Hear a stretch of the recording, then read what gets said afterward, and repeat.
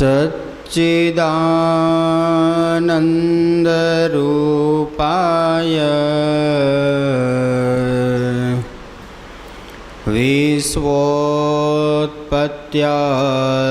विश्वोत्पत्त्यादिहेतवे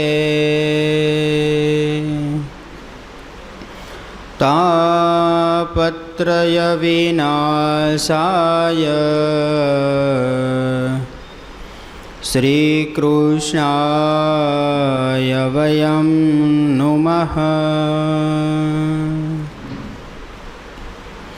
श्रीकृष्णाय नमस्तस्मै यः साक्षात् धर्मनन्दनः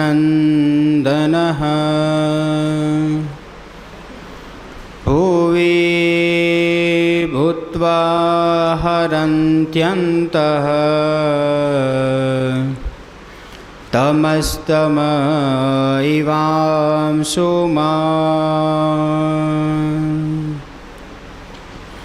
ॐ अवतारिणे श्री स्वामिनारायणाय नमो नमः। ॐ अवतारिणे श्री हरिकृष्णाय नमो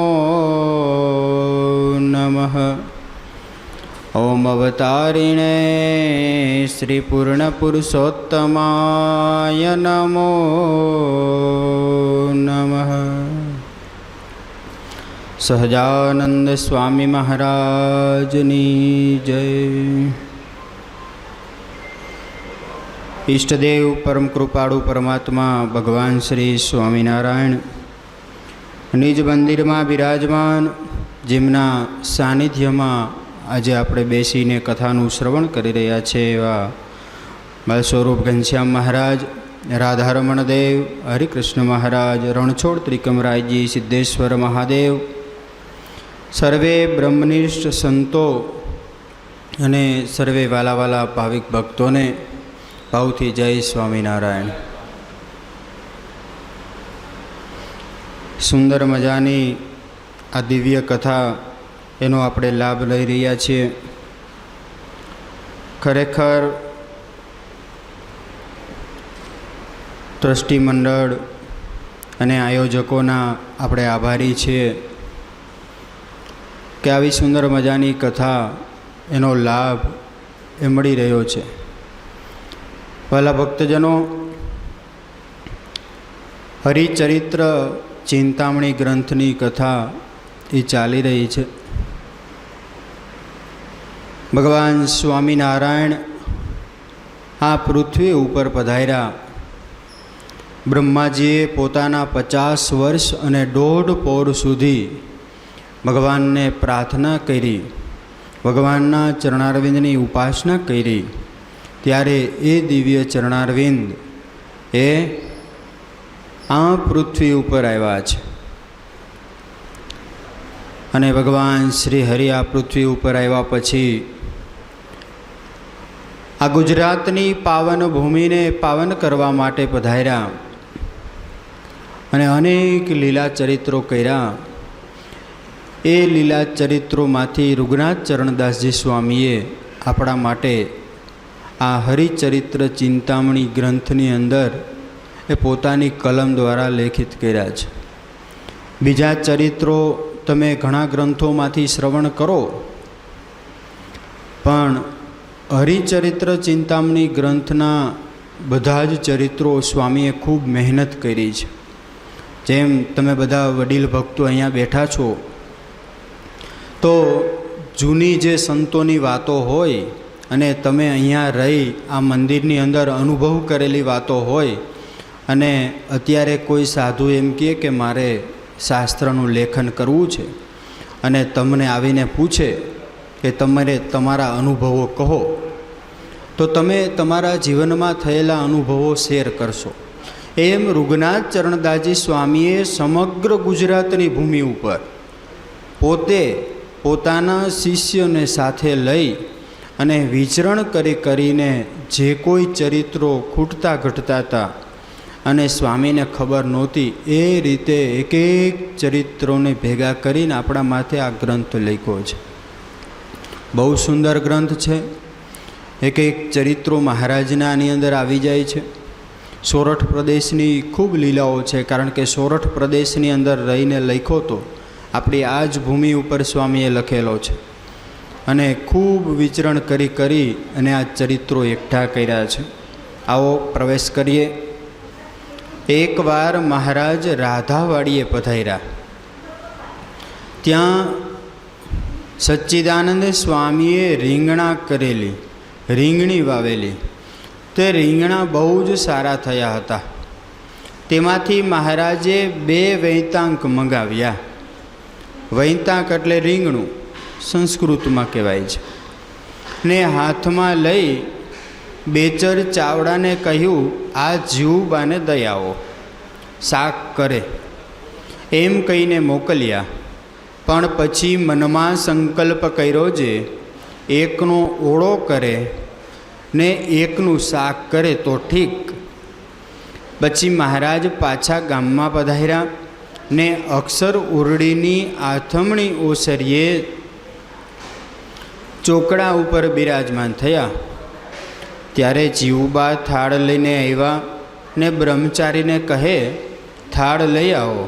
ત્યારે બ્રહ્મચારીએ થાળ લઈને ઓસરીની કોર ઉપર મેલ્યો ને મહારાજ નાઈ પીતાંબર પહેરીને બાજોટ ઉપર જમવા બેઠા ને બીજા બાજોટ ઉપર થાળ મેલ્યો. તે વખતે બાઈઓ ફળિયામાં બેઠા હતા. તે મહારાજ થાળમાં ઓળો જોઈને અતિ રાજી થયા અને બોલ્યા, અમારા સંકલ્પને જીવબા જાણી ગયા. જે અમારે એકનો ઓળો ને એકનું શાક કરાવવું હતું તે 2 થયા. એમ કહી થાળ જમીને બાઈઓને પ્રસાદી આપી તે લઈને તેઓ ગયા ને મહારાજ ચડું કરીને મુખવાસ જમ્યા ને પછી પોઢી ગયા.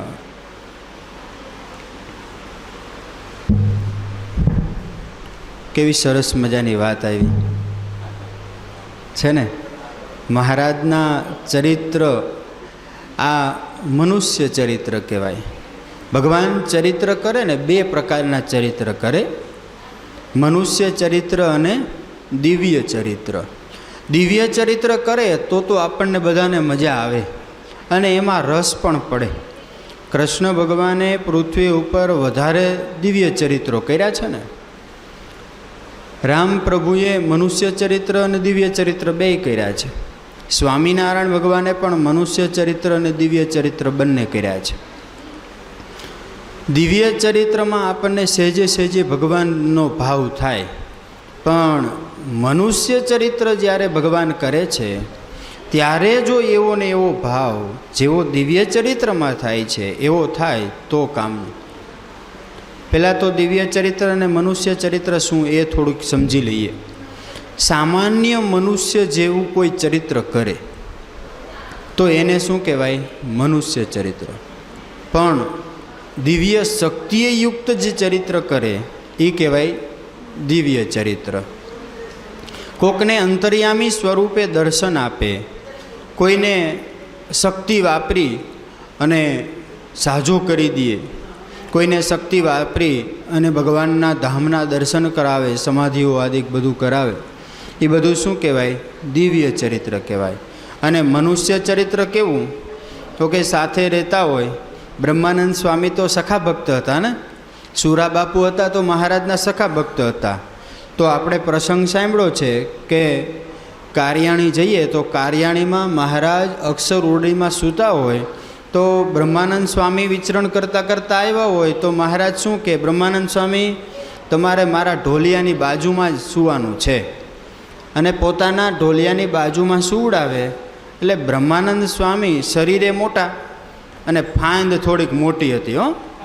એટલે મહારાજ ઢોલિયા ઉપર સૂતા હોય તો ઢોલિયાની બરોબર આમ લેવલથી આવે. મહારાજ શું કરતા? ઘણી વખત સૂતા સૂતા બ્રહ્માનંદ સ્વામીની ફાંદ ઉપર પગ રાખે અને ગદમદિયા કરે. હવે આ ચરિત્ર કોઈ જોવે કે સાંભળે તો આ કેવું ચરિત્ર કહેવાય? મનુષ્ય ચરિત્ર કર્યું. અને એ કોઈ જોવે તો બધાને ભગવાન પ્રત્યેનો ભાવ થાય એવું હોતું નથી. જેના મનમાં ભગવાન તરીકેનો ભાવ નથી અને ખાલી એમ કહે છે કે એ તો ભગવાન છે, ખાલી સાંભળ્યું છે કર્ણોપકર્ણ પણ નિહાળ્યું નથી, એને એમાં શંકા કુશંકા થાય કે ભાઈ આ ભગવાન થોડા હોય, કાંઈ આવા ભગવાન હોય આવી રીતે કરે એ ભગવાન થોડા હોય, એવું થાય ને, એવું થાય.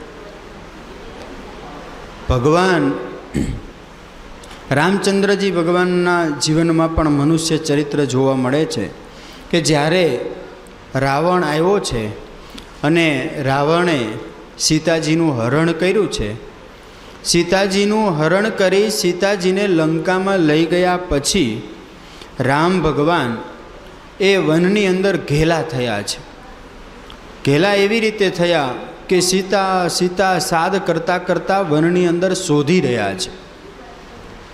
ભગવાન સમર્થ છે, અંતર્યામી છે, બધું જાણે છે, પણ લક્ષ્મણજી પણ સાથે છે, પ્રકૃતિને પણ ખબર પડે અને એવી વિશાળ ભાવનાથી ભગવાને સીતા સીતા કરીને વનની અંદર બધે શોધ્યા છે. આ શું કહેવાય? આ મનુષ્ય લીલા કહેવાય, મનુષ્ય ચરિત્ર કહેવાય. દિવ્ય ચરિત્ર છે એ તો અલગ છે ને, નહીંતર એક બાણની અંદર આખા કૈલાસ પર્વતને ઉઠાવી લે એવો શક્તિશાળી રાવણ હતો અને ભગવાનની સાથે યુદ્ધ કરવા ગયા, ખાલી એક બાણ નાભીમાં માર્યું તો પ્રાણ હરી લીધા. નહીંતર જેટલા દેવતાઓ હતા એ બધાય દેવતાઓ ગ્રહો બધાને તો રાવણ પોતાના ઢોલિયે બાંધીને રાખતો હતો ને. 9 ગ્રહ તો પોતાની પાંગતમાં બાંધ્યા હતા. જે ઢોલિયા ઉપર રાવણ સૂતો એ ઢોલિયાના પાંગતમાં બાંધેલા હતા. લ્યો, અને દેવતાઓ એની સેવામાં હતા બધા, હો, સ્વર્ગલોકના તમામ દેવતાઓ એની સેવામાં. આવો હતો ભગવાન શિવજીને પ્રસન્ન કરેલા, નૃત્ય કરીને આખો કૈલાસ ઉઠાવેલો, એવો શક્તિશાળી હતો. છતાંય ભગવાને દિવ્ય ચરિત્ર કર્યા છે, ત્યાં કોઈનું કાંઈ ચાલે નહીં, એમાં આપણને ભાવ પણ થાય. પણ મનુષ્ય ચરિત્રમાં પણ આપણી સમજણ એવી ને એવી રહેવી એ કઠણ છે. એવી સ્વામિનારાયણ ભગવાનની ઘણી લીલાઓ છે. ઘણી જગ્યાએ એક સાધુ હતા વડતાલમાં, નામ નથી આપવું, પણ રોજને માટે આવું સુંદર મજાની સભાઓ થાય, એમાં બધા બેસે. તે એક ફેરી કંઈક રિસાઈન ગયા છે, તે મહારાજની પાસે આવ્યા ને તે મહારાજે કીધું કેમ રિસાઈન ગયા હતા? એમ કરીને ચીટલો ભર્યો અને સાધુ જોડી લઈ પછી સાધુ વેશનો ત્યાગ કરી દીધો અને સંસારમાં રહ્યા. હવે આ વાતની ખબર મુક્તાનંદ સ્વામીને પડી. મુક્તાનંદ સ્વામીએ કીધું કે આ નાનેથી ને આવડા થયા ત્યાં સુધી ઘરે રહ્યા તો એના મમ્મી પપ્પાએ કોઈ દી ચીટલો નહીં ભર્યો હોય? તે ભગવાને એક વખત જરીક શું વૈઢા કે જરીક શું ખીજાણા એટલામાં વયા ગયા. આ મનુષ્ય ચરિત્ર છે, જુઓ.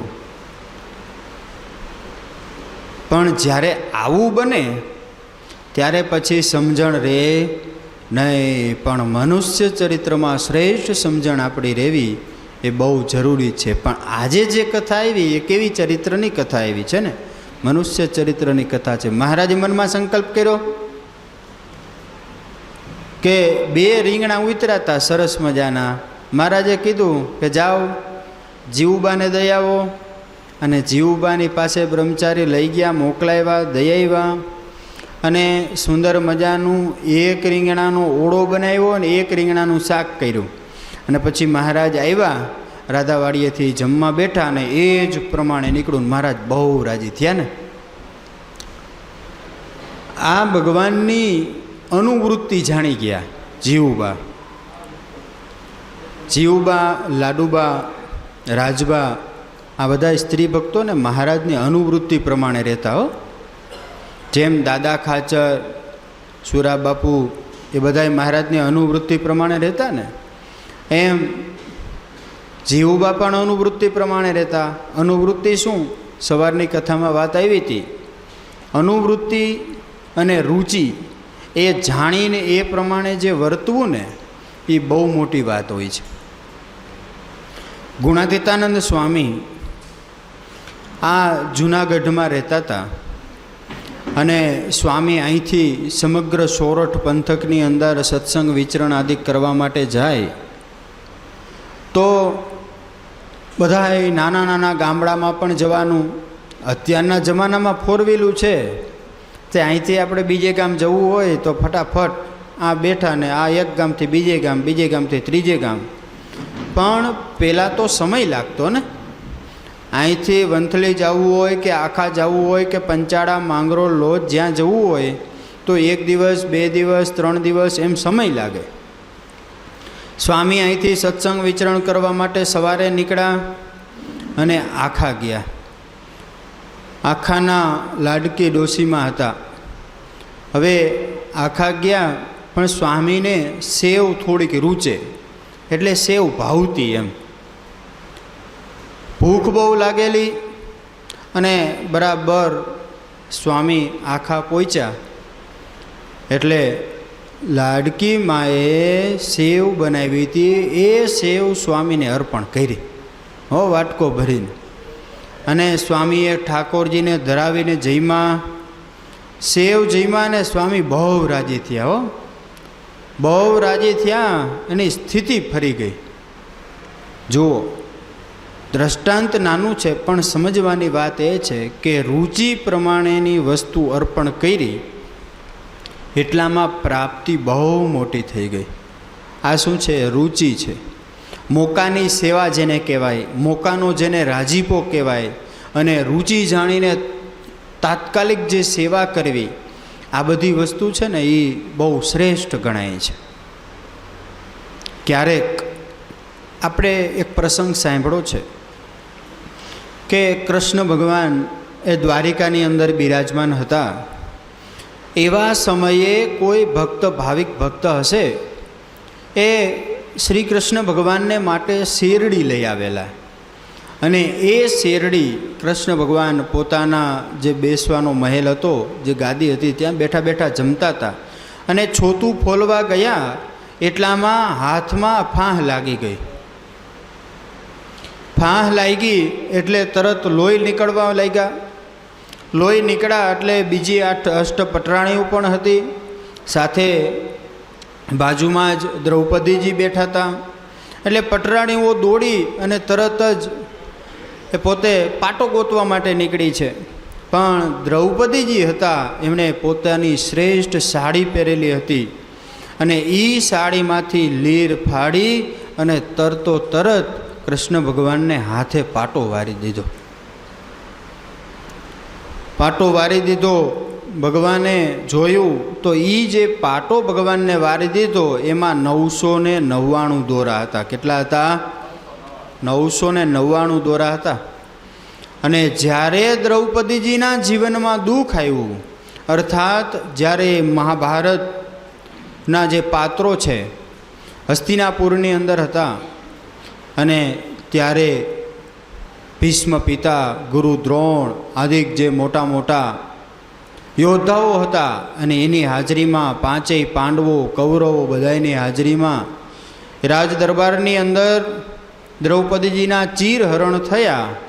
અને ચીરહરણ વખતે ભીમની ગદા કાંઈ કામ નથી આવી, કે અર્જુનનું ગાંડિયું કાંઈ કામ નથી આવ્યું, યુધિષ્ઠિર મહારાજનો ભાલો કાંઈ કામ નથી આવ્યો, અને નકુલ સહદેવની તલવારો કે ભીષ્મ પિતામહનું બાણ કોઈ જ વસ્તુ ત્યાં કામ આવી નહીં. અને એણે ખૂબ પ્રયત્ન કર્યા, બધાને યાદ પણ કર્યા, પણ એ કાંઈ કામ ન આવ્યું ને છેલ્લે કૃષ્ણ ભગવાનને યાદ કર્યા. ત્યારે કૃષ્ણ ભગવાને ત્યાં આવી અંતર્યામી સ્વરૂપે જેટલા દોરા પાટામાં વાળેલા હતા ને એ પ્રમાણે 999 સાડી પૂરી દીધી. જુઓ કેવડી મોટી વાત છે. આ શું કહેવાય? મોકાની સેવા છે. પછી ભલે ને પાટો દેવા ગયા હોય તો કૃષ્ણ ભગવાન સ્વીકારે, આખી સાડી દઈ આવે તોય સ્વીકારે. ભગવાનને શું જરૂર છે? પણ ભગવાનને લાગ્યું ત્યારે જો અર્પણ કર્યું તો એટલામાં કામ થઈ ગયું. તમે જુઓ તો ખરા કેવડી મોટી વાત છે ને. એક બીજું રહસ્ય આ ચરિત્રમાંથી એ સમજવાનું છે કે ભગવાનને અર્થે વાલા ભક્તજનો આપણે કંઈક અર્પણ કર્યું હશે ને, એક મુઠ્ઠી પણ જો અર્પણ કર્યું હશે ને, તો ભગવાન આપણને એનું અનંત ગણું કરીને આપી દેવાના છે. ખ્યાલ આવે છે? એક દોરો કૃષ્ણ ભગવાનને દ્રૌપદીજીએ અર્પણ કર્યો તો એમાંની એક એક સાડી કરીને ભગવાન કે હું કોઈનું ઋણ રાખતો નથી, જે કાંઈ મને અર્પણ કરે છે એનું હું અનંત ગણું કરીને આપી દઉં છું. ભલે ગમે તે હોય, ભગવાનનો ભક્ત ના હોય અને ભગવાનને અર્થે એક કામ કર્યું હોય. છત્રાસાના પાતા ભગત હતા, આપણે પ્રસંગ સાંભળ્યો હશે. એ પાતા ભગતે સ્વામિનારાયણ સંપ્રદાયમાં કોઈને હજી ઓળખતા નહોતા ત્યારની વાત છે. સ્વામી સત્સંગ વિચરણ અર્થે નીકળ્યા, ગુણાતીતાનંદ સ્વામી. અને ત્યારે સ્વામીને બપોરનો સમય થયેલો, ત્યારે રોટલો અને થોડું શાક આપ્યું હતું. એ પ્રતાપે કરીને એક વખત રાત્રે એ પાતા ભગત ઓસરીમાં બારોબાર, ફળિયામાં, ઓસરીથી બારોબાર ફળિયામાં સૂતા હતા અને રાત્રે યમદૂતો દેખાણા હો. અને એવા ભયંકર મોટા મોટા હાથમાં ભાલા, વિકરાળ જેના મુખારવિંદ છે એવા ભયંકરો, મોટા મોટા ખિલાહરી જેવા તો રૂવાડીને મસ્તકના વાળ, આવા ભયંકર એ યમદૂતો દેખાણા. એટલે રાત્રે ખાટલામાં સૂતા છે, સપનામાં જ દેખાણા છે. પાતા ભગત ત્યાંથી ભાગ્યા. એને થયું, એને કળિયુગમાં સાંભળેલું કોઈ સાધુ હોય ને એના શરણે કે એવા દેવ મંદિરમાં જઈએ ને તો જ આ યમદૂતો દૂર જાય, બાકી કાંઈ જાય નહીં. એટલે પોતે પાતા ભગત ત્યાંથી ભાગ્યા. ભાગતા ભાગતા જૂનાગઢના અનેક આશ્રમોમાં ફર્યા હો. એક આશ્રમથી બીજે આશ્રમ, બીજે આશ્રમથી ત્રીજે આશ્રમ, બધે ગયા. પણ પેલા યમદૂતો પાછળ ને પાછળ, કોઈ વાતે દૂર જાય નહીં. અને પછી એને એમ થયું, એના કાકા હતા, એણે કહ્યું કે સ્વામિનારાયણનું નવું મંદિર બન્યું છે, હવે એ એક મંદિર બાકી છે, હવે ત્યાં જઈએ. એમ સાંભળી અને આ આપણું મંદિર, એનો જે દરવાજો હતો ને ત્યાંથી પ્રવેશ કર્યો. પ્રવેશ કર્યો એટલે દરવાજાની બાજુમાં ચૂનાની ચક્કી પીસાતી હતી. એ એને યાદ રહી ગઈ દરવાજેથી કે આ ચક્કી પીસાય છે. કારણ કે સ્વામી અહીંયા હયાત હતા ને, ગુણાતીતાનંદ સ્વામી, ત્યારે કારખાનું ચાલુ જ રહેતું. કારખાનું એટલે કામકાજ, બાંધકામ બધું ચાલુ જ રહેતું.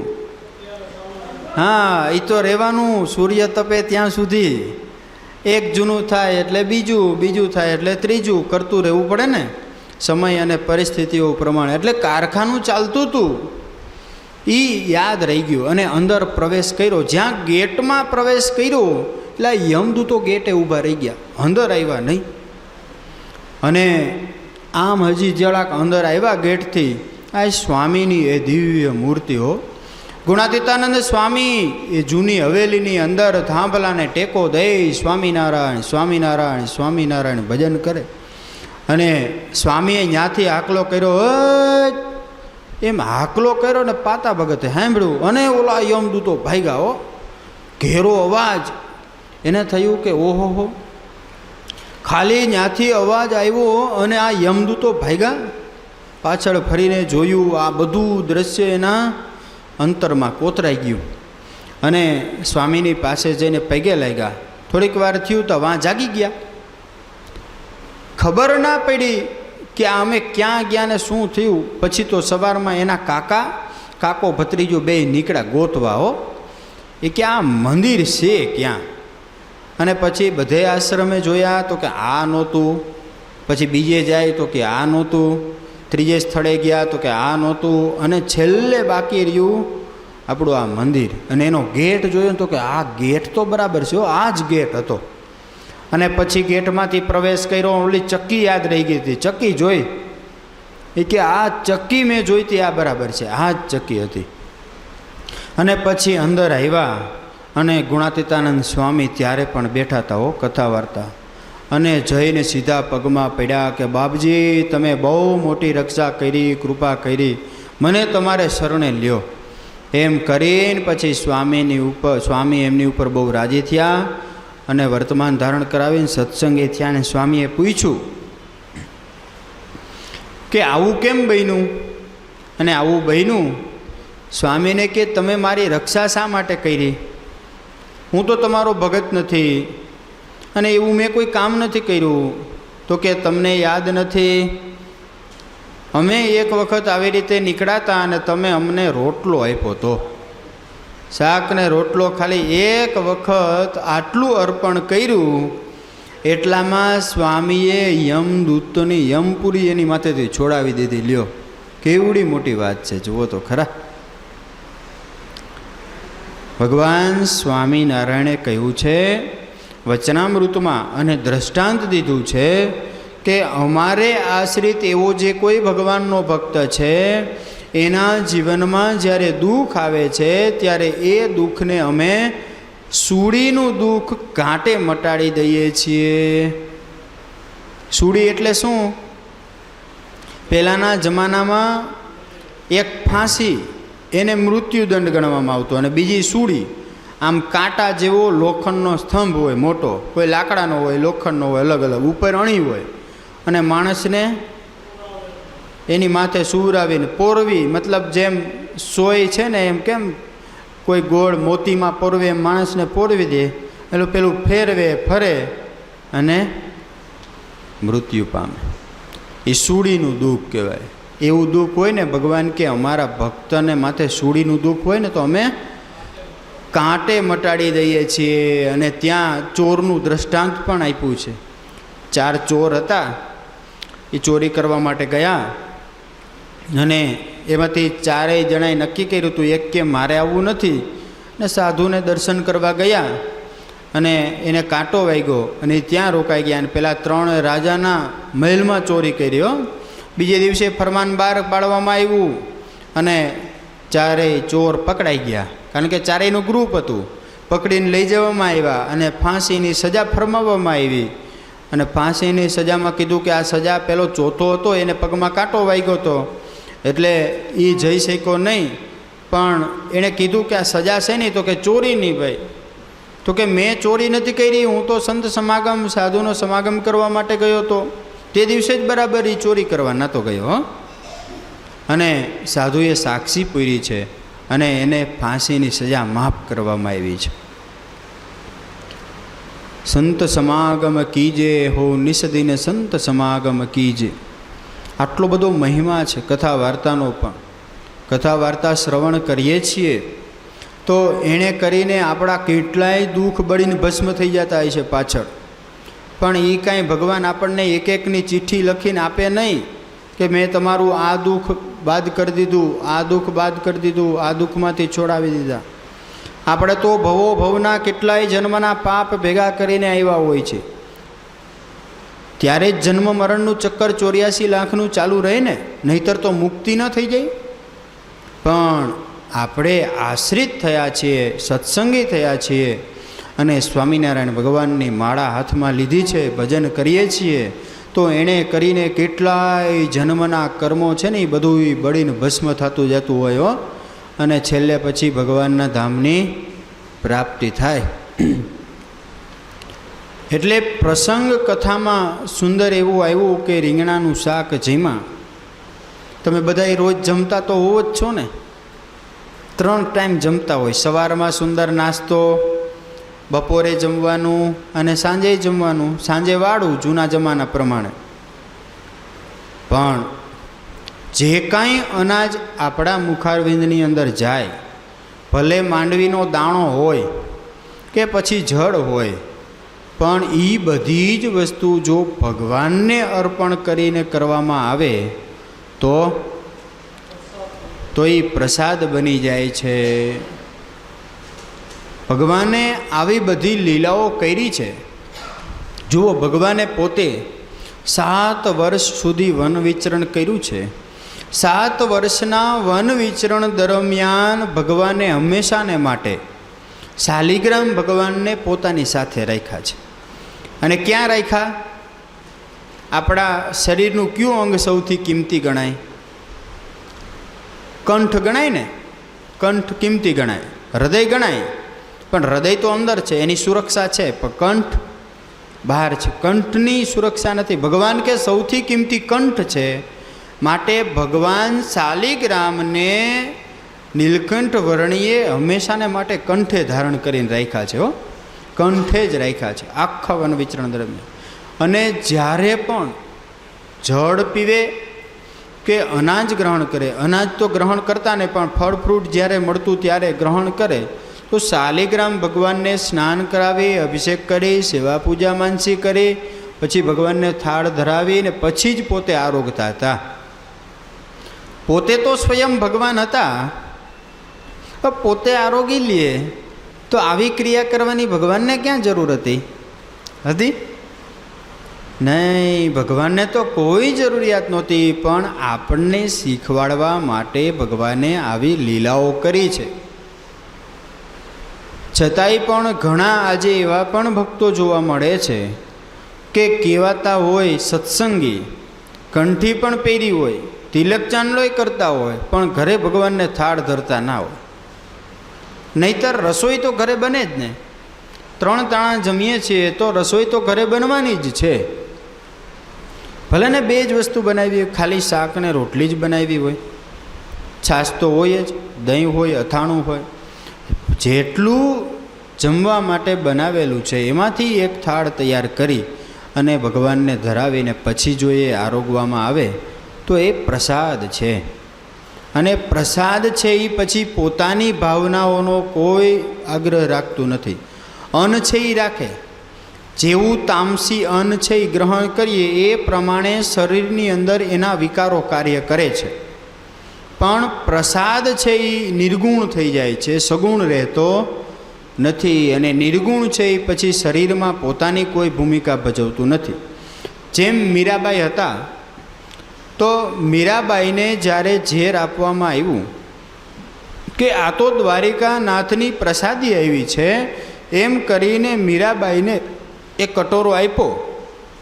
અને મીરાબાઈને રોજને માટે ઠાકોરજીને થાળ ધરાવીને પછી જ આરોગવાની ટેવ.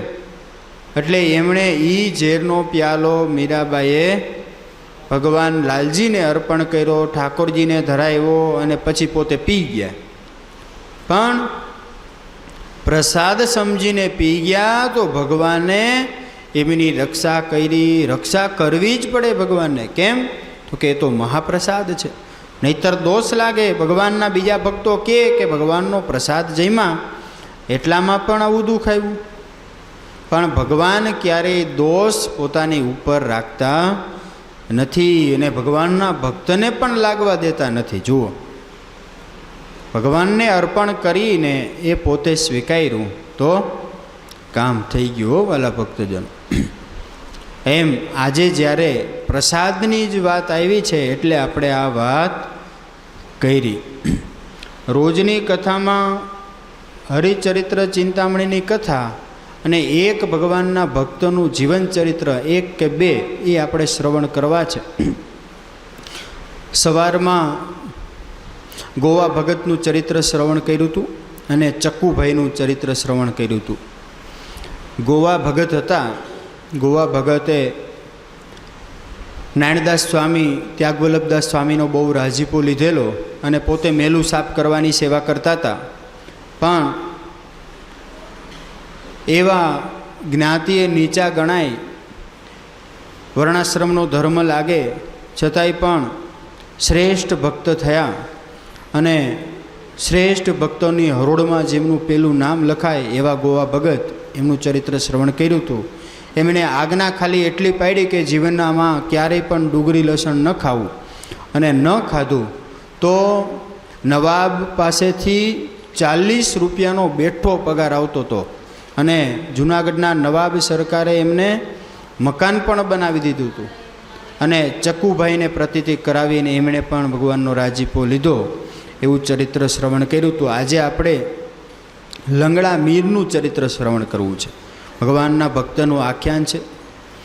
લંગડો મીર એટલે મુસલમાન જ્ઞાતિનો છે, પણ પોતે ત્રાસુ વગાડતો. ત્રાસુ એટલે મેં તો જોયું નથી, પણ તમને ખ્યાલ હોય, તમે સાંભળ્યું પણ હોય, કારણ કે જૂના જમાનાનું વાજિંત્ર છે. ત્રાસુ એટલે ત્રાંબાનું હોય અને ડ્રમની જેમ જ વાગે. પોતે મીર હતા અને મુસલમાન લોકો છે એ વધારે આવું બધું વગાડવાનું કાર્ય પણ કરતા હોય છે. બન્યું એવું કે વિક્રમ સંવંત 1884ની સાલ છે અને જૂનાગઢની અંદર બહાદુર ખાનનું શાસન હતું અને સુંદર મજાનું આપણું આ મંદિર એ તૈયાર થઈ ગયેલું, બંધાઈ ગયું હતું અને એમનો પ્રસંગ હતો પ્રતિષ્ઠાનો. એટલા માટે ભગવાન શ્રી હરિ એ જૂનાગઢ પધારવાના હતા. સંતો ભક્તોની સાથે મૂર્તિ પ્રતિષ્ઠાની ખૂબ સુંદર મજાની તૈયારીઓ બધી ચાલી રહી હતી અને મુહૂર્ત પણ આવી ગયું, બધું કમ્પ્લીટ થઈ ગયું. હવે ભગવાનનું સ્વાગત કરવું હોય તો ઢોલ નગારા આદિ બધી વસ્તુ જોઈએ ને. બ્રહ્માનંદ સ્વામીની સૂઝબૂઝ લાગવક એ બધું બહુ સારું, ઓળખાણ પણ સારી. એટલે જૂનાગઢના નવાબને કહી અને ડંકા નિશાન આદિ બધી વ્યવસ્થા પણ થઈ ગયેલી. સૈનિકો બધાય આવવા માટે તૈયાર થયેલા. નવાબ સરકાર પાસેથી ફરમાન પણ લઈ આવેલા. પણ બીજા બધાય ભક્તો હતા એ ઝીણાભાઈ આદિ બીજા ભક્તોએ નક્કી કર્યું કે ભગવાન પધારે છે તો આપણે એમાં કોઈ પ્રકારની ખામી રહેવા દેવી નથી. ધામધૂમથી ભગવાનનું સ્વાગત થવું જોઈએ અને એમાં જો જૂનાગઢનું પ્રખ્યાત એ ત્રાસું ન વાગે તો આપણી આ શોભાયાત્રા અધૂરી ગણાય. પણ અહીંના નાગર બ્રાહ્મણો હતા અને એમાં દિવાન તરીકે નાગર હતા. એટલે બન્યું એવું કે એમણે ફરમાનબાન કરેલું અને થોડાક સત્સંગના દ્વેષી એટલે પત્ર લખીને બધાને જાહેર કરેલું કે કોઈ મીર કે કોઈએ પણ ત્રાસું વગાડવા સ્વામિનારાયણની સવારીમાં જવાનું નથી. હવે બધાય ભક્તો ચિંતામાં મુકાઈ ગયા હો. બધાએ વિચાર કરે કે હવે શું કરવું? તો કે આપણે હવે જૂનાગઢમાંથી તો કોઈ આવશે નહીં, કારણ કે આવું ફરમાન બહાર પડ્યું છે, એટલે આપણે આજુબાજુના ગામડામાં જઈએ. એટલે એ સેવા બધાએ આસપાસના કસ્બામાં અને બધે જ ગયા અને ગગાભાઈને આ સેવા આપવામાં આવી. ગગાભાઈને કીધું કે ગગાભાઈ તમારે ગમે ત્યાંથી ત્રાસો વગાડવાવાળા ગોતી આવવાના છે. એટલે જૂનાગઢથી 2-3 ગાંવ સુધી આસપાસની અંદર બધે ફર્યા પણ કોઈ તૈયાર થયા નહીં. એટલે મઘરીએ કસ્બે જૂનાગઢમાં ગિરનારની તળેટીમાં આવેલું, ત્યાં ઘણા બધા મીર લોકો રહે. એટલે ત્યાં ગગાભાઈ ગયા અને જઈને બધી વાત કરી કે આવી રીતે અમારા સ્વામિનારાયણ ભગવાન એ પોતે ગઢપુરથી જૂનાગઢમાં પધારવાના છે. ખૂબ સુંદર મજાની શોભાયાત્રાનું આયોજન કરવામાં આવ્યું છે અને એમાં ત્રાસું વગાડવું છે તો તમે આવો. પણ ત્યાં પણ પત્ર લખીને ફરમાન પહોંચી ગયેલો કે કોઈએ પણ જવાનું નથી. એટલે ત્યાંના કોઈ આગેવાન વડીલ હતા, એણે કહ્યું કે અમારે આવવું નથી. જો અમે આમાં આવીશું અને અમારા જ જ્ઞાતિના બીજા બધા લોકો અમારો વિરોધ કરે, નાયત બહાર મૂકે, કોઈ દીકરી પણ આપે નહીં, અનેક પ્રકારની પરિસ્થિતિઓ દુઃખો આવીને ઊભા રહીએ, માટે અમારે કાંઈ આવવું નથી. હવે ગગાભાઈ ચિંતામાં મુકાઈ ગયા. ખૂબ વિનંતી કરી. ગગાભાઈ કે તમે આવો, તમે એની ચિંતા કરો ન. સ્વામિનારાયણ ભગવાન પોતે ખુદા છે અને એમની નજરમાં પણ જો તમે આવી જશો તો કામ થઈ જશે, માટે આવો, તમે આવી બધી ચિંતા કરોમાં. એટલે બીજા હતા ને એ કટાક્ષમાં બોલવા માંડ્યા કે ન્યા તમને શીર પાવ આપી દે હે તે ન્યા આવીએ, એમ બધા કટાક્ષ કરવા માંડ્યા. એવા સમયે આ લંગડો મીર પોતે પગથી થોડો અપંગ હતો પણ દિલથી બહુ ઉદાર અને પોતે લગ્ન કરેલા નહીં, મોટી ઉંમર છતાંય લગ્ન કરેલા નહીં. એ બેઠે બેઠા આ દ્રશ્ય જોયું. ગગાભાઈનું મુખારવિંદ હાવ પડી ગયેલું. હવે ચિંતા એટલી બધી થતી હતી કે આવું સુંદર મજાનો પ્રસંગ અને આમાં કોઈ ત્રાસું વગાડવા ન આવે. એટલે મુખારવિંદ ઉપર દુઃખની રેખા જોઈ અને આ લંગડા મીરથી રહેવાનું નહીં હો.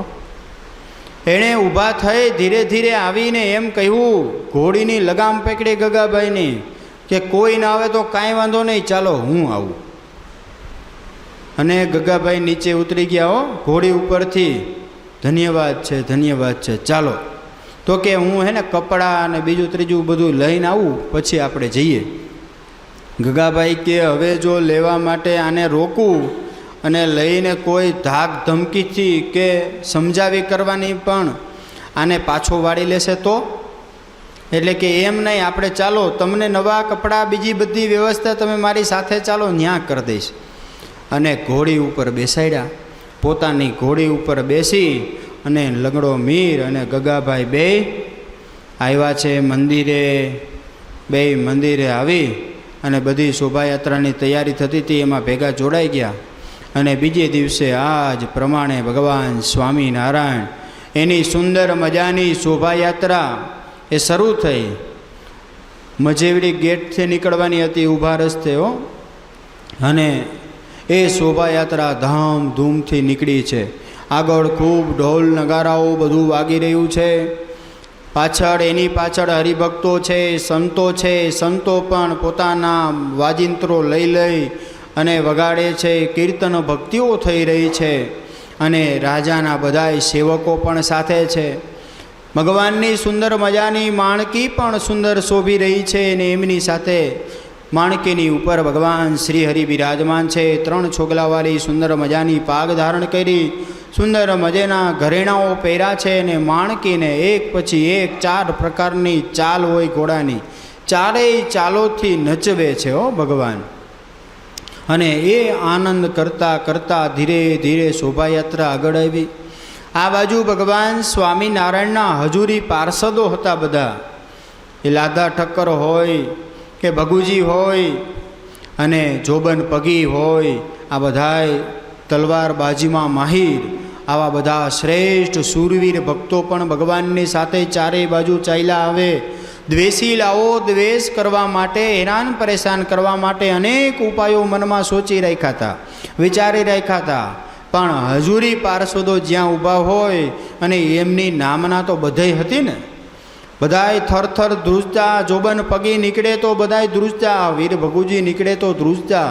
પણ આ બધાય પાર્ષદોને અને નવાબ સાહેબના સૈન્યને જોઈ અને કોઈ દ્વેષીલાની કાંઈ કારી ફાવી નહીં, એક પણ નિકારી ન ફાવી. અને ધીરે ધીરે શોભાયાત્રા આગળ વધી. નવાબ સાહેબના બંગલા પાસેથી નીકળી અને બંગલા પાસેથી આવો સુંદર અવાજ ને આવું ધામધૂમથી સામાયું, ડંકા નિશાનની સાથે નીકળું ને એટલે નવાબ સાહેબ પોતાની હવેલીના ઝરૂખામાંથી દર્શન કર્યા છે અને પોતે ત્યાંથી આનંદિત થયા, ખૂબ આનંદિત થયા. અને એમાં સૌથી આગળ એ આ લંગડો મીર હતો. અને એવું ત્રાસું વગાડતો, એવું ત્રાસું વગાડતો કે એક સાથે 51 ત્રાસા વાગતા હોય ને કેમ અવાજ આવે એમ અવાજ આવતો હતો. ભગવાન સ્વામિનારાયણ માણકી ઉપર બેઠા બેઠા આ ત્રાસું વગાડનાર મીરને જોયા કરે. અને ભગવાન મંદિરથી નજીક આવ્યા. ધીરે ધીરે પછી મંદિરના ગેટેથી શોભાયાત્રા અંદર આવી. ઉતરતા વેત મહારાજે ઉતારો કર્યો સ્વામીના બંગલામાં. અને ઉતારો કરીને પહેલું કામ મહારાજ કે પેલો ત્રાસું વગાડતો હતો ને એને બોલાવો. કેવડી કરુણા હે! ત્રાસું વગાડતા હતા એ મીરને બોલાવ્યો. મીરને બોલાવીને કહ્યું કે તમારું ત્રાસું એટલે ત્રાસું હો, અમે બહુ રાજી થયા છીએ.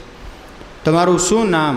તો કે હું લંગડો મીર અને ત્રાસું વગાડવાની સેવા કરું.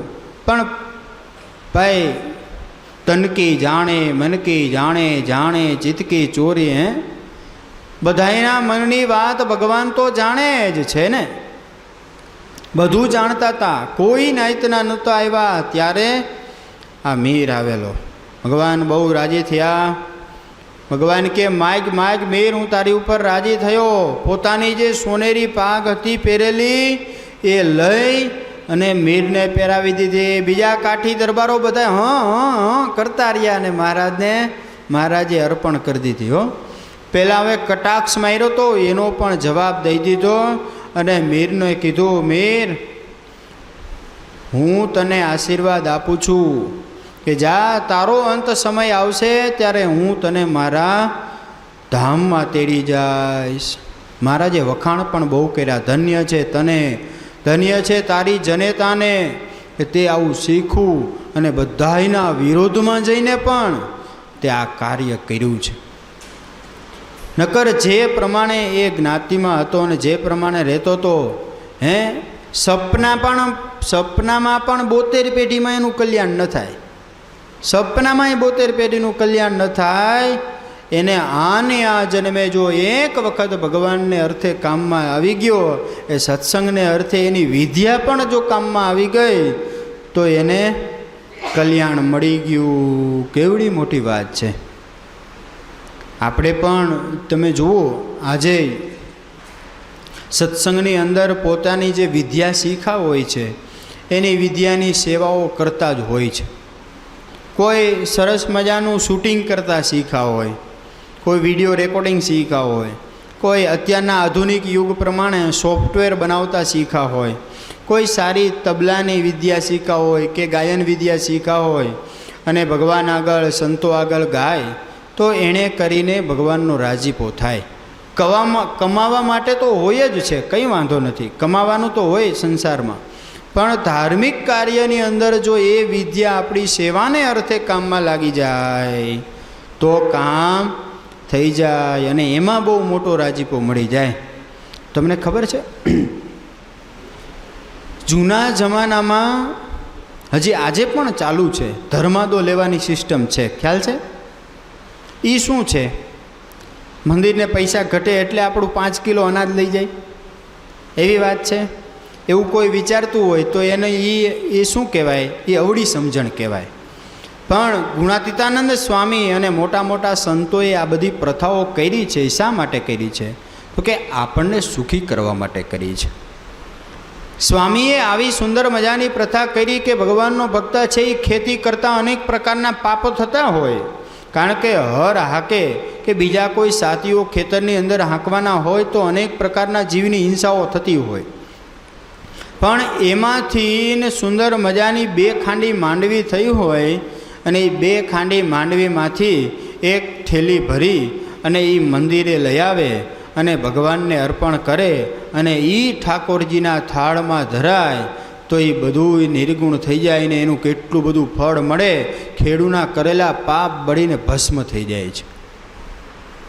આપવાનું તો એક થેલી જ છે, પણ એમાંથી ને કેટલું બધું પાપનું પ્રાયશ્ચિત થઈ જાય. થોડુંક અર્પણ કરે એટલામાં ભગવાન એને સુખી કરી દે છે.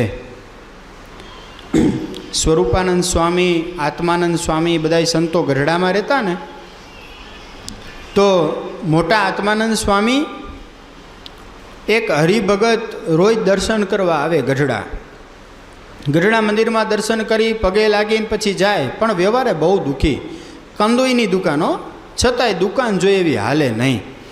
એટલે સ્વામીએ એક વખત કીધું કે ભગત 2 પેંડા લઈ આવજો ને ઠાકોરજીને ધરાવવા છે.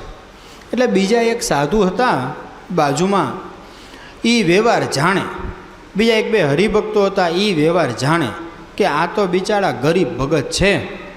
તે સ્વામી એમની પાસેથી પેંડા એમણે મફતમાં મગાવે તો એ બરાબર યોગ્ય ના કહેવાય.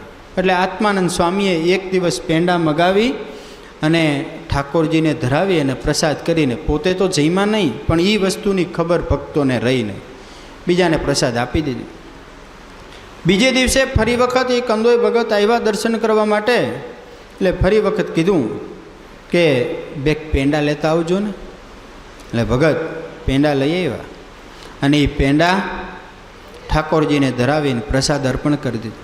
આવી રીતે 2-4 દિવસ સુધી ચાલ્યું, પણ ઓલા હરિભગત જે જોતા હતા 2-3 દિવસથી એનાથી રહેવાનું નહીં, એટલે સાધુથી પણ રહેવાનું નહીં. અને એમણે આત્માનંદ સ્વામીને ટકોર કરી કે સ્વામી, તમે આ જે વ્યવહાર કરો છો તે યોગ્ય કરતા નથી. તો કે કેમ? તો કે આ હરિભગત વ્યવહારે બહુ દુઃખી છે અને વ્યવહાર બરાબર ચાલતો નથી, માન 2 પૈસા કમાય છે, તમે આ મફતમાં મગાવો અને બધું જમો તો એ બધું યોગ્ય ના કહેવાય. સ્વામી કે એના પ્રારબ્ધની અંદર દુઃખ લખ્યું હતું, એને મળે એમ નહોતું. એ મેં 3-4 દિવસ મગાવી ઠાકોરજીને ધરાવીને પ્રસાદ કરીને આપ્યો ને, એનું પ્રારબ્ધ જે નબળું હતું ને બધું બળીને ભસ્મ થઈ ગયું. હવે એ સુખી થશે, ખૂબ સુખી થશે. ક્યારેય પણ એને ખોટ રહેશે નહીં. વડીલ સંતો, મોટા સંતો ઘણી વખત આપણી પાસેથી સામેથી માગીને અમુક વસ્તુ લેતા હોય ત્યારે સમજવું કે એને જરૂરિયાત નથી. આપણું તો અલ્પ છે, પણ એ આપણા માટે કરે છે. સ્વામીએ આ ધર્માદાની પ્રથાઓ કરી છે ને, એ એટલા માટે જ કરી છે. 5, 10, 15 કિલો અનાજ આપણે ભગવાનને અર્થે અર્પણ કરીએ છીએ ને, એ ભગવાનને અર્થે અર્પણ કરેલું આપણું ધર્માદાનું અનાજ એ પછી અહીંયા રાધારમણ દેવ, સિદ્ધેશ્વર મહાદેવ, રણછોડ ત્રિકમ રાયજી, હરિકૃષ્ણ મહારાજ, ઘનશ્યામ મહારાજનો સુંદર મજાનો થાળ થાય અને એ અર્પણ કરેલું ભગવાન આરોગે છે, તો આપણું કરેલ જે કાંઈ કર્મ છે ને એ બધું બળીને ભસ્મ થઈ જાય છે. પણ એ આપણને કાંઈ ખ્યાલ હોતો નથી. જેમ પહેલાં કીધું એમ આપણું ઘણું બળીને ભસ્મ થઈ જાય કે ભગવાન ચિઠ્ઠી લખીને આપે નહીં, ભાઈ આ તારું એટલું બાદ. અને અત્યારે શ્રદ્ધા બધાને વધારે શેમાં થાય ખબર? નોકરિયાત હોય, કોઈ નોકરિયાત, એને મહિને પગાર આવે ને, અને એ મહિનો પૂરો થાય અને 30,000નો પગારદાર માણસ હોય તો એ 30,000 એને બેંકના ખાતામાં દેખાય કે ચેકમાં દેખાય કે રોકડી આપતા હોય તો એ રોકડું દેખાય. એટલા માટે એને 30 દિવસ સુધી કામ કરવાની શ્રદ્ધા રહી છે ને. આખો દિવસ એમ કીધું હોય કે ભાઈ સવારે 8 વાગે તમારે નોકરીમાં આવી જવાનું છે અને સાંજે 6 વાગે છે છૂટા થશો. 12 કલાક કે 11 કલાક તમારે નોકરી કરવી પડશે. તો એ ફરજિયાત નોકરી કરવા માટે જાય અને શ્રદ્ધાથી કરે. ખેડૂ હોય તો ખેડૂ છે એ 4 મહિના સુધી ખૂબ માંડવી વાવ્યા પછી એમાં મહેનત કરે, હાથી હાંકે, નીંદે, વાંકા વાંકા આખું બધું કામ કરે. પણ શા માટે કરે? એને આગળ એમ ખબર પડે કે ભાઈ તમે માંડવી વાવશો, 3 મહિના સુધી મહેનત કરશો અને ચોથે મહિને એવો વરસાદ પડશે, બધું બુડી જશે અને તમારી માંડવી બળી જવાની છે, એવી ખબર પડી હોય તો મહેનત કરે? તો મહેનત ના કરે. પણ એને ખબર છે કે 4 મહિના પૂરા થશે તો આમાંથી મબલક પાક મળવાનો છે અને એમાંથી પૈસા મળશે, આપણે સુખી થશું, અનાજ ઘણું થશે. એ ખબર છે તો એ મહેનત કરે છે. એમ પગારદાર માણસને ખબર છે કે મહિનો પૂરો થશે એટલે પગાર આપણને મળવાનો છે, માટે એ મહેનત કરે છે. માટે એને એમાં શ્રદ્ધા રહી છે. કહેવાનો અર્થ, એમાં શ્રદ્ધા રહી છે, ભાવના રહી છે. પણ એને એ જ વસ્તુ સત્સંગની અંદર જો હોય કે ભાઈ જે ભગવાનનો ભક્ત 108 માળા મંદિરમાં બેસીને કરે કે રોજને માટે સાંજની સંધ્યા કથા શ્રવણ કરવા માટે આવે, એને ઠાકોરજી સિંહાસનમાંથી 10,000 હજારનો ડટ્ટો આપે. આવું હોય તો રોજ 500ની નોટ મહારાજ સિંહાસનમાંથી બેઠા બેઠા આપે રાખે. એક લે ભગત, તું દર્શન કરવા આવ્યો તને 500ની નોટ, તું દર્શન કરવા આવ્યો તને 500ની નોટ, કે તું સત્સંગની સેવા કરે છે માટે તને આ 500ની નોટ. ખ્યાલ આવે છે? એવું કર્યું હોય તો આપણને શ્રદ્ધા બેહે કે નહીં? દોડીને દર્શન કરવા આવીએ. કોઈ દી ના આવતો હોય એ પણ દોડીને ઠાકોરજીના દર્શન કરવા માટે આવે, સેવા કરવા માટે આવે. પણ વાલા ભક્તજનો, એ આપણી સમજણમાં કાચપ કહેવાય. ભગવાન એના કરતાં આપણને અનંત ગણું આપે છે, પણ ભગવાન કે એનું હું તાત્કાલિક લખાણ કે લેખિત કરીને કે ફળ સ્વરૂપે પણ આપતો નથી. એ તો ભગવાન એવી રીતે આપે છે કે જ્યારે આપણા જીવનમાં જરૂરિયાત ઊભી થાય, જ્યારે એવી પરિસ્થિતિ, સમય આવીને ઊભો રહીએ ને, ત્યારે એ રીતે ભગવાન આપણને મદદરૂપ થાય છે. આ વસ્તુ આપણે સમજવાની છે. પણ એ વસ્તુ કાંઈ આપણને શ્રદ્ધાપૂર્વક સમજણમાં રહેતી નથી. અને એવી શ્રદ્ધા જેને મનમાં બેસી જાય એનું કામ થઈ જાય. આવડી મોટી વાત છે. માટે તમે બધાય ભગવાનના ભક્તો ખૂબ ભગવાનનું ભજન કરતા હશો, રોજને માટે મંદિરે આવતા હશો, કથા શ્રવણ કરતા હશો, તો એમાં વિશેષ શ્રદ્ધા અને ભાવપ્રેમ રાખો. કારણ કે સમય સંસાર વ્યવહારમાં રહેતા હોય એટલે મન તો એવું ચંચળ છે. કે આમથી આમ ભાગ્યા કરે, અનેક પ્રકારના સંકલ્પો કર્યા કરે, પણ જો રોજને માટે અહીંયા મંદિરે આવવાની ટેવ હોય, દર્શન કરવા આવવાની ટેવ હોય અને શ્રદ્ધાપૂર્વક મહારાજની મૂર્તિને સામું બેસી ધ્યાન કરતા હોઈએ, આવું બધી ટેવ હોય તો કાંઈ વાંધો ન આવે. અને કથા વાર્તા રોજને માટે શ્રવણ કરતા હોય તો એમાંથી બળ મળે રાખે. પણ આમાં કેવું છે કે તમે કોઈ નોળિયું ને સાપની લડાઈ જોઈ? સાપને નોળિયું બે બાંધતા હોય એવી લડાઈ જોઈ? ઘણાય જોઈએ છે, જો વડીલ દાદા જોઈએ છે. કેવું કરે તો કે યુદ્ધ કરે, નોળિયું ને સાપ બંનેનું યુદ્ધ થાય. પછી પેલો સાપ નોળિયાને ફોણ મારે, બટકું ભરે, એટલે નોળિયાને ઝેર ચડે. ઝેર ચડે એટલે નોળિયું તરત પાછું ભાગે અને શું કરે? નોરવેલ સૂંઘીને આવી જાય, પાછું આવે, પાછું યુદ્ધ કરે. વળી પાછું નોળિયું એ નોરવેલ સૂંઘવા માટે જાય, વળી પાછું યુદ્ધ કરે ને પાછું જો ફેણ મારી દે, વળી પાછું સૂંઘવા જવું પડે, વળી પાછું આવે. અને એમ યુદ્ધ કરતાં કરતાં નોળિયું છે એ સાપને મારી નાખે અને જીતી જાય, વિજય મેળવી લે. એમ આપણે સંસાર વ્યવહારમાં રહેવાનું થાય તો સંસારનું ઝેર તો ચડવાનું છે. કારણ કે સંસારમાં રહીએ અને સંસારનું ઝેર ન ચડે તો સંસાર તો ભગવાને પોતાની શક્તિ દ્વારા, માયા દ્વારા, પોતાની માયા શક્તિ દ્વારા અનેક પ્રકારની કળો ચડાવેલી છે ને, કળ ચડાવેલી છે. અને એ જ પ્રમાણે આ બધું ઓટોમેટિક ચાલી રહ્યું છે. એટલે એમાં રહ્યો તો એના ચક્કરમાં તો આવવાનું થાય. પણ આ મંદિર છે એ આપણા માટે નોરવેલ છે. આ કથા છે એ આપણા માટે નોરવેલ છે.